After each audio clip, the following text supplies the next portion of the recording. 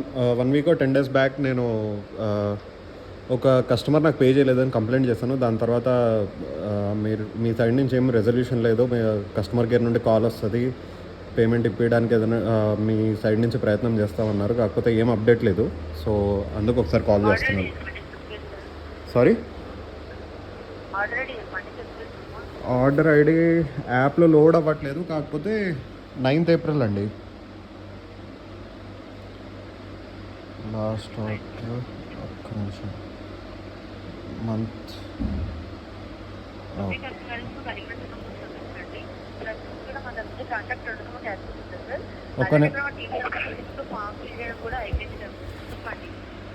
Order ID చెప్తున్నా, లాస్ట్లో 6652.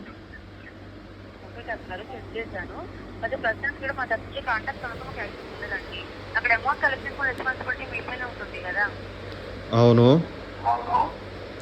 So already మా టీం తరఫు నుంచి కూడా మాకు ఉన్న యాక్సెస్ ప్రకారం ఫామ్ ఫిల్ చేయడం జరిగింది సార్. ఒకవేళ టీం తరఫు నుంచి వాళ్ళతో కాంటాక్ట్ అయితే మాకు రెస్పాన్స్ వస్తుంది. మరి వెయిట్ చేయండి, ఓకేనా డాక్టర్ గారు? ఇంకేంటి, ఇంకా 10 డేస్ పైన అవుతుంది. మీ సైడ్ నుంచి ఏం లేదు?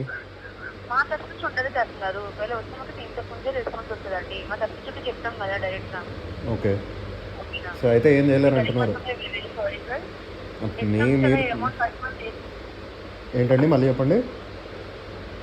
ఒకవేళ కస్టమర్స్ అలా తీసుకుని వెళ్ళేటప్పుడు నెంబర్ అన్నా తీసుకోండి అంటున్నాను. నంబర్ తీసుకున్న ఆల్రెడీ ఆమెను ఇన్స్టాగ్రామ్లో యూట్యూబ్లో వేసి వైరల్ కూడా చేశాను. మీరు కావాలంటే కొట్టండి, ర్యాపిడోలో బిచ్చగాళ్ళని యూట్యూబ్లో వస్తుంది మొత్తం వీడియో.